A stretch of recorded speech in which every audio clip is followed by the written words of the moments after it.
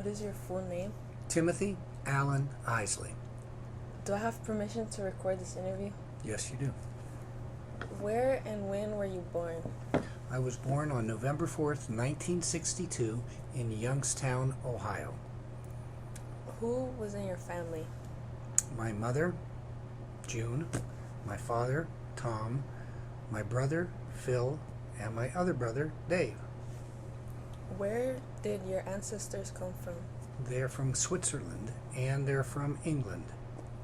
When did they come to the United States? In 1836 was the Swiss family, and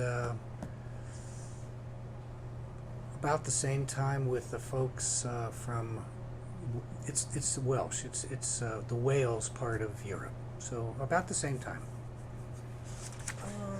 Where did they settle? My mother's side settled in Canada, and my father's side settled in the southwest corner of Ohio. How has technology changed during your lifetime? Well, we had dial-up phones when we were younger, but now we have practically units that almost don't need any buttons. So the phones are very sophisticated, very technologically sound. The computer was devised when I was young. So I remember getting my first computer, and it was big, and it had a little ringtone to getting the internet. So the computers are a new part of technology to this world. All the technology associated, all the things in cars, all those things used to be hand unit or hand driven, while like rolling down the windows. You had to press the car lock in order to lock all four cars or all four doors. It's just everything has pretty much changed. Would you rather have lived like now with the technology we have now, or are you like grateful that you grew up? I'm grateful where I grew up. Keep going. How are the values of Americans different today than when you were young?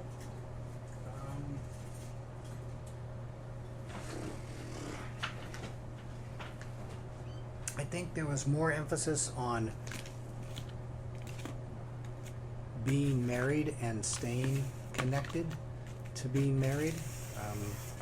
That doesn't mean it was healthy for some people, but divorce was not such a high rate. It was like 50% now divorce of marriages. The number of kids that I think went to college was not massive, but those that did stuck it through, where today you have about 50% that do not stay in that. So sticking to a college track is something that has changed over time. The values associated with the use of alcohol, that has changed in terms of driving while under the influence. Those are serious concerns, serious problems, serious legal issues. So that is another big factor for that.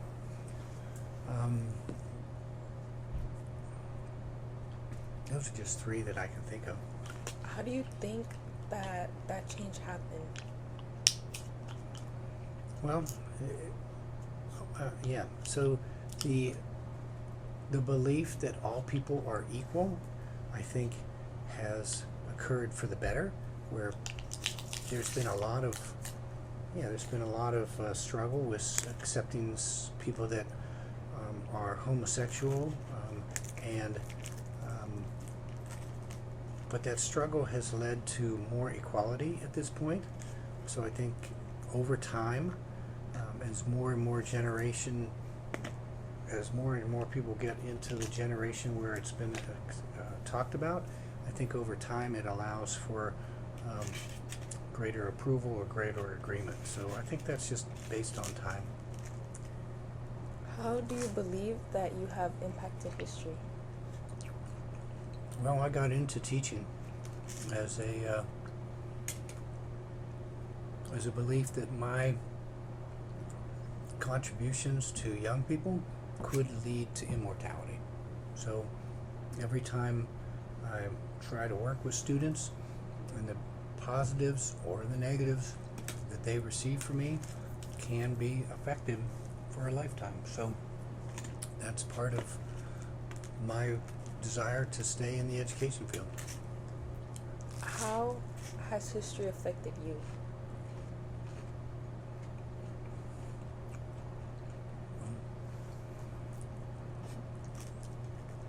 Terrorism has affected me. It has strengthened my patriotic zeal, or my patriotic faith in the United States. And so everything that has happened that was of a terroristic act has created this push. Seeing President Obama get elected, that was very powerful as the first black president.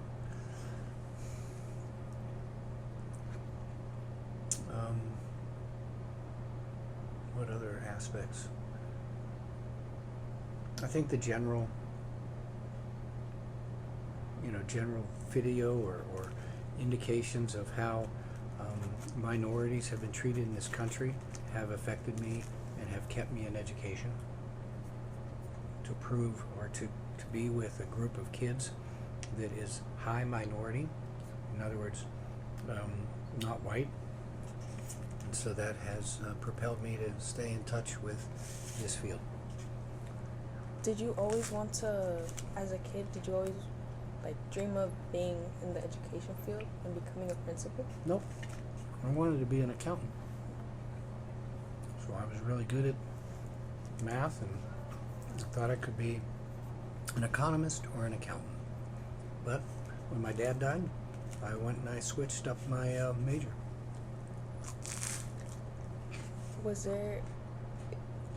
Would you change anything about your life if you had the power to do it again? Yep, I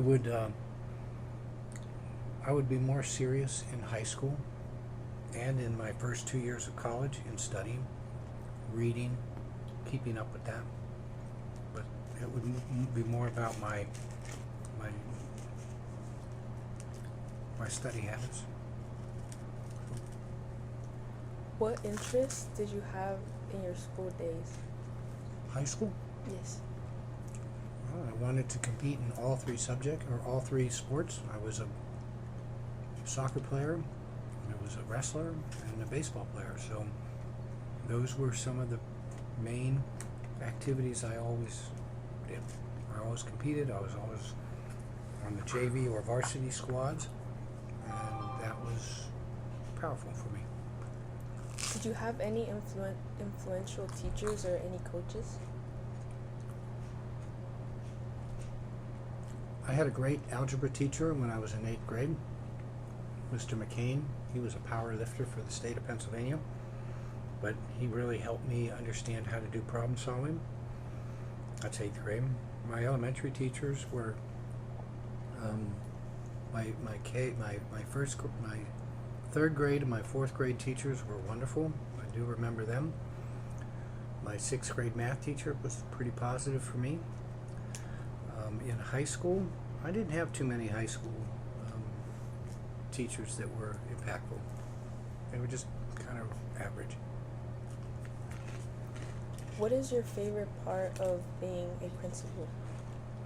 Coming to the job every day knowing it's always going to be different, knowing that I'll be transformed one way or the other with the contributions that the faculty and staff make, and what the students do in response to the teachers' their inputs and the staff's input. So that's my favorite thing, is it changes all the time, and everybody is about achieving at a high level, so I'm always going to be transformed with that.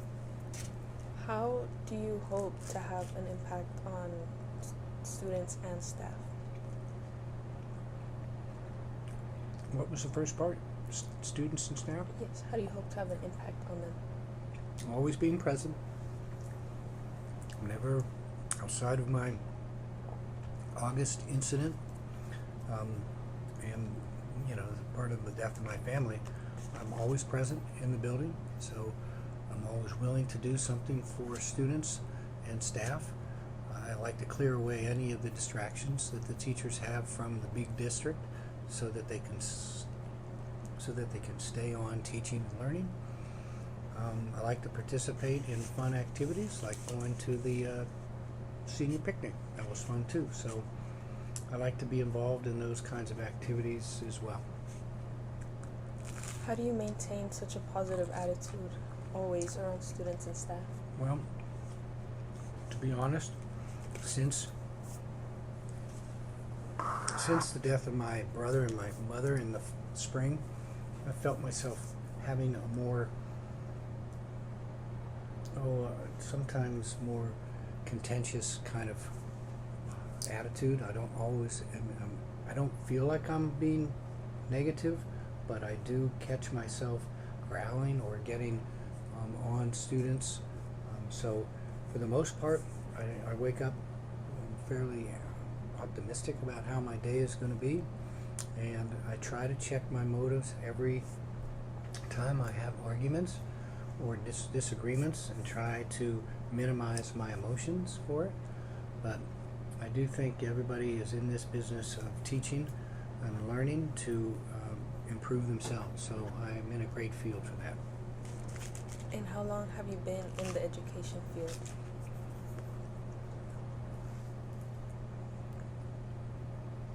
I think this is my 38th year. What do you think of the education system and how it's changed in those past 38 years? Through technology, that's a big factor, but teaching is teaching. Good teaching, excellent teaching is about adults that work together but have the power to be professional and know their content, and that's what I give my teachers. I don't go in and tell them what they need to do, what they have to do. I trust them to be the positive feature, the positive professional, and I would say that technology is the biggest change in it, because I've always been around great teachers that I try to emulate and try to support. If you could make a change to the educational system, what would it be? In the greater picture, create more small schools that have between 300 and 400. That is a reasonable size for teachers to get to know students, and that relationship aspect is what builds kids towards success. Were you a good student growing up? I would say an A or a B student, but during sports, I was always an A student, because I always was, competing. How do you feel about discipline, like taking those measures towards students? Well, when I came to this school from Newman Smith, I was very heavy on discipline, and in the first 3 or 4 weeks, my aggressive behavior towards the kids really frightened them, and they started to cry because I would give them a consequence. So it helped me to try to, because back at Smith, I was all about getting the discipline out to kids. There were so many kids, they got hammered for doing what they didn't, their misbehavior. But here there's more of a connection with the kids that helped me to soften or help me to understand what the students might be going through. But I have no problem with the discipline of students. How long have you been here at Early College? This is the end of my 7th year.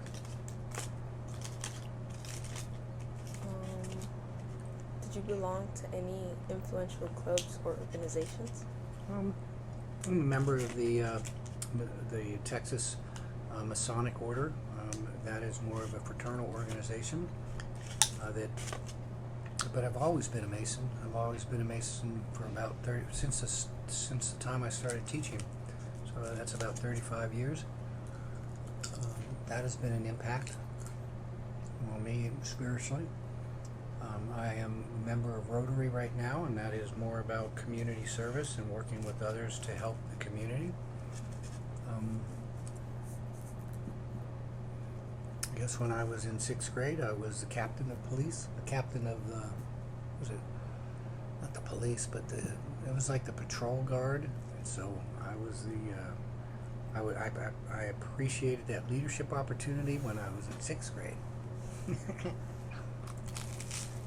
What type of education did you get growing up? I went through K-12, all public school, and then I did 4 years of, I did 6 years of college, because at the end of my 3rd year, my father had gotten really sick, and I needed to step away from school. I came back and got my bachelor's, and then I did 2 years of University of Michigan Master's School, and then another year and a half in leadership school at another Michigan university. How would you say your college years were for you, like the education that you got? I received a lot. What I didn't do in the first 2 years was really apply myself, so I was more of a C student. But after I left and came back, and I had to start paying for my college, my grades were always at an A, and I got more benefit out of that. And then when I went to master's school, I was still keen on doing all the studies, so that was great at the University of Michigan, and at Eastern Michigan I excelled as well. How do you believe that the education today is different from the one that you received when you were a child?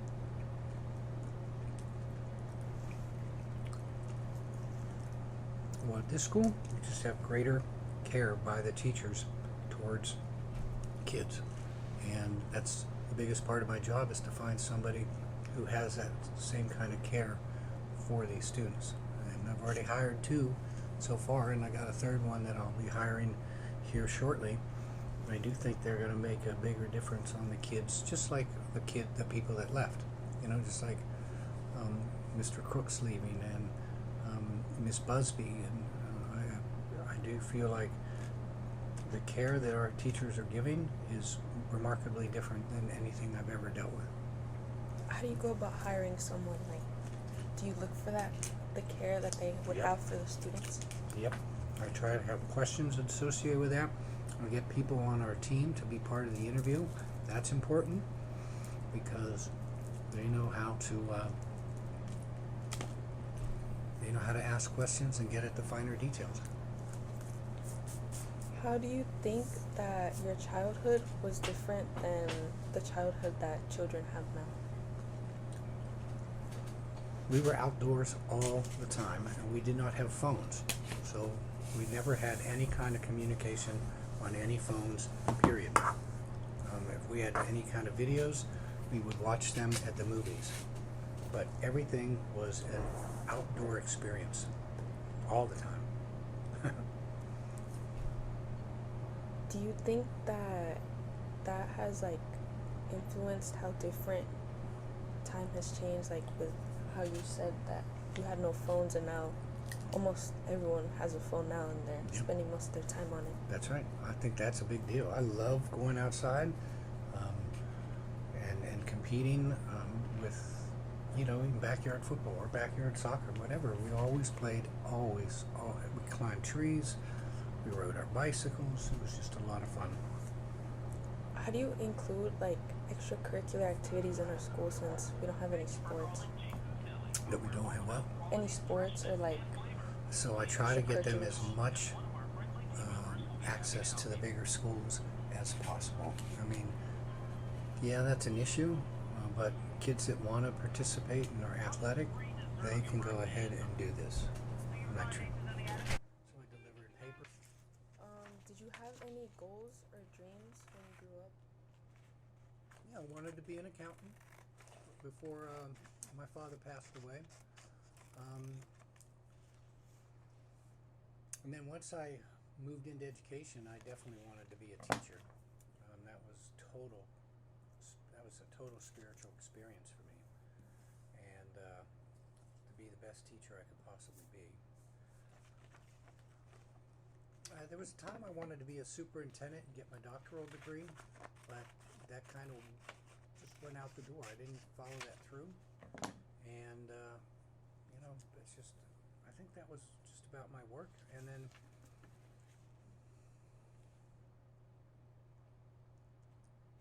I did have a goal. I ran a marathon, a 26.2 mile marathon, and it was when I was in East Texas, and that was a goal that I'd set for about 12 months, and I trained for it, and I started racing at all different kinds of 5Ks, 10Ks, 15Ks, and just my goal was to be a great runner in terms of not professional, but in terms of amateur running. And then I managed to get that marathon done in 3 hours and 36 minutes. Are you glad that our school is able to have students participate in Casey's Run as well? Because that is the 5K that's happening this Saturday. Yep, and a lot of people are not going to run, but a lot of people help make it happen. On those that run, that's all great for them too. I mean, I would be there, but we have that special incoming 9th grader activity. And I've done that run before, but not recently. Oh, so when I did the Casey's Run as a runner, I saw all these yelling and screaming kids, and they also had early college. They were from early college high school. So Casey's Run is a big cultural part of our club, and we do have a strong group of kids that are part of it. Did you know that me and Moises are going to be running tomorrow? No. Yes, we're going to be there. You're going to be on Busby's team? Yes. That's good. Changing subjects. What holidays did your family celebrate, and how? We celebrated Thanksgiving with just a wonderful feast, and it was just the 5 of us. Maybe my grandfather would come to the house. That was probably a big thing, grandfather. We did Halloween, and we passed out Klondikes when it was our turn to give out candy. We passed out ice cream. July 4th, we always had a big party at our house, and a volleyball party, and we had hamburgers and hot dogs, and it just was a big neighborhood party. Easter, we just did the little baskets and hid eggs and colored eggs. Halloween, we did Halloween we cut our, we did our pumpkins and so on. So pretty much any big holiday, we always had some cultural experience that we celebrated. What was your favorite part about these holidays? Being with my family, of course, especially during the Thanksgiving. The Thanksgiving is my favorite holiday, but it just it's always something. Oh, so we would sometimes watch football, and then sometimes we would go out and play tackle football just down the street. So that just was another aspect to it, is just having the family together. Were you the one that created having the Thanksgiving feast at our school? Yes. And how are you going to continue that on while we are being in middle school? Yeah, absolutely.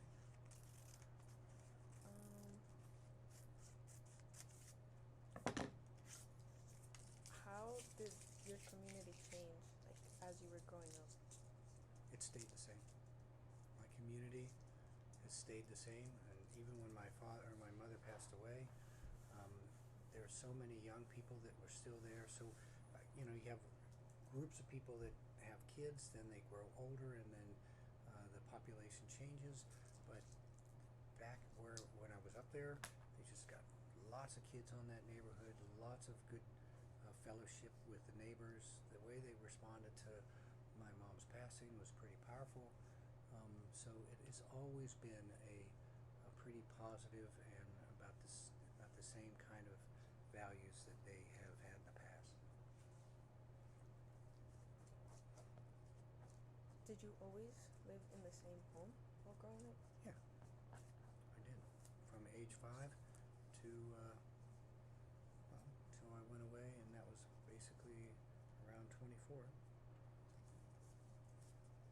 What sort of entertainment did you like? Well, as a kid, we always liked to watch Saturday night movies with my parents. They would make popcorn. um, Going to the movies and the cinema. That was part of the entertainment. We went to concerts, music concerts, and that was pretty exciting. Um, we did a lot of sports. Went to the baseball, the football games, not just high school but professional. So that was another entertainment for us. What type of music did you listen to growing up? I was through the 70s, so I was a classic rock guy. How do you feel? Have you ever like met students that you like talk about music to?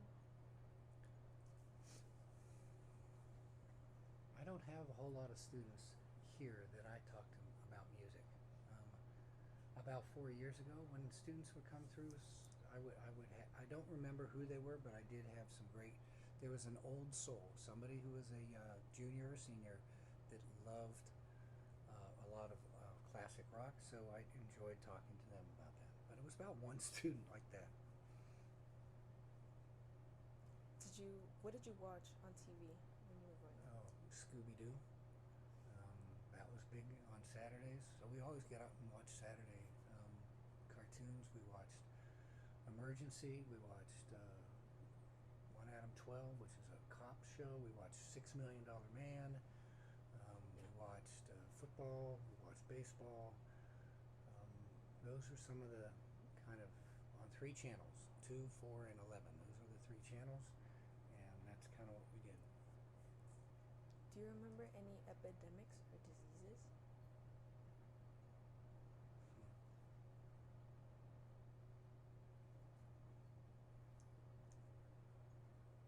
I know that there was some, but we maintained our health pretty well as far as the kids. So we did not have a whole lot of epidemics that came through. Do you remember your first job?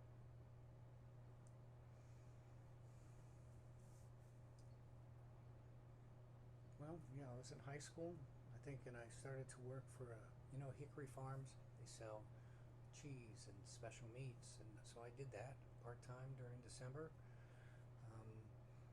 Besides actually being paid for it, I actually did a lot of work with the neighborhood. Like I sold luminaries. That's a brown paper bag with sand and candles, and we would distribute them during Christmas and make 75 cents a bag. I was a Boy Scout. I was a newspaper deliverer. So before I was actually paid, I did a lot of local enterprises. I shoveled snow all the time. I got paid. I raked leaves. Got paid. I carried the newspapers around to anywhere from 40 to 80 families. I sold luminaries. I worked at Hickory Farms. I got into a manufacturing job where I was putting together different metal devices by hitting them with a rivet or a hammer. And then, eventually I got to be a teacher. But there's a lot of stuff that I was what's that called? A sprinkler guy. I would put sprinklers in. I got fired for that, actually, because I did not do a good job. So they fired me. What did you learn from these jobs? I had to work hard. Everything was about working hard. I tried to work hard as a sprinkler guy, but I just didn't know how to get it correct, and it would spurt off. The heads would break, and so that would cause somebody else to come and have to do it way after Saturday. Like on Saturday, the thing would be broken, and so my boss would have to go out and fix it. So he just fired me. So, but no, it's about hard work, about sticking to timelines, about being accountable. I always love to work. I love to work. Going back to your family, did your family name change when your family had migrated to the United States? Just the spelling of it. It was Iseli, and in the United States it was Isally.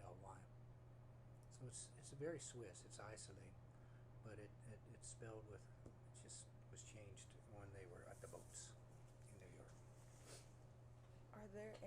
there traditions that you still carry today? Well, we do celebrate the dairy aspect of our farms that we used to have. We have a lot of. We sometimes just carry some of the souvenirs that we've acquired from Switzerland. The actual record keeping of our family is very, very long. In fact, it goes back into the 1600s. And I remember a guy just whipping out this family tree, like this whole line, and it just showed everybody who had been born in the family. So that's a big factor, is keeping track of our family. Did your other family members live by where you lived? I mean, now? I mean, back then? Yes. Well, they were younger. I was the oldest one. And then they went to college. And then my one brother, he stayed put in Pittsburgh with my mom and dad. And my other brother, he's moved around, but he lives in Houston, Texas. Do you visit him often?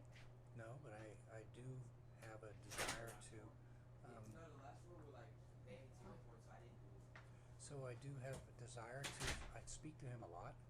And once my other brother had passed away, we spent a lot of time up in Pittsburgh, always coming from the Texas area. We're going to Houston in the end of the month to watch a concert together. Yeah, I talk to him quite a bit. And that's the same with my other brother, too. And that's the guy that lived in Pennsylvania.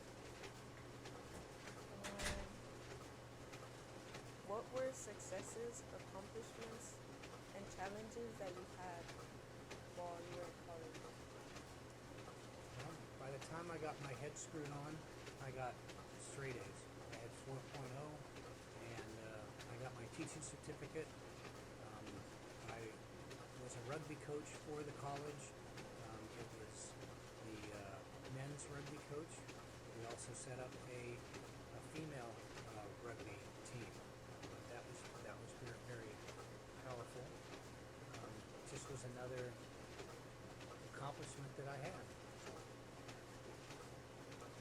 How have historic events such as 9/11, hurricanes, the Great Depression, and other natural disasters, how did they affect you?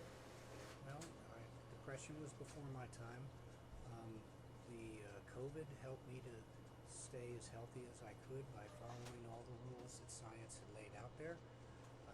9/11 created a patriotic spirit, and I was probably 35, 38 when that happened, and I wanted to, was it 1999 that happened? No. It was 2000 something. But I wanted to go and serve my country of the armed forces, but I was too old. So it did keep me attached to the armed forces in terms of just always supporting. How did these impact your community? I think with 9/11, it was just a groundswell of patriotic spirit. COVID had a big impact on separating us. It just created that isolation, and it was a big separation for many, many people. I think those are the two main conditions that I've experienced. What type of trends do you predict will affect America in the future? Well, we'll be using drones to do a lot of deliveries. There'll be personalist vehicles to transport us from place A to place B. You probably will have the kind of technology where you don't have to have anything on. You can have a bud in your ear, and that would control a lot of communication, a lot of video. I think technology is going to just continue to exponentially grow. How do you think this will impact us? Well, I do think it'll help us be more capable of living on this planet that's getting overpopulated, that's getting over polluted. There's that element amongst the younger generations that this is their planet and they have to keep it going, even though my generations have generations have kind of squandered the resources, and I do think that is there's a lot of smart people that are coming through high school and college, and that they will do something with a powerful impact on the globe. How do you hope to keep making an impact as a principal on students? I want to continue to get new groups of kids that will model the collaborative and cooperative spirit that they're going to have in order to celebrate, in order to be honored, in order to get another blue ribbon. Going into the new building is a big aspect for me. I probably will retire in 67, so in about 5 years. About 5 years. And I'll continue to, continue to bring in wonderful teachers. Has there ever been a student that has made a great impact on you? Back when I was in Michigan, there was one student that was coached really well on math, and he changed his whole outlook on life. But basically through his algebra and geometry that he had with me, I thought that was pretty good. His name was Tony. I do remember kids that tried hard in Ohio, and I constantly use their names as I'm teaching students on how to manipulate an equation. Those are impactful. Here at this school, well, a lot of students have impacted me here because of their kindness and their their community spirit, and they just rise from where they've been to where they can go. So that. Yes. Okay, that's it. Thank you for your time. Yeah. Thank you.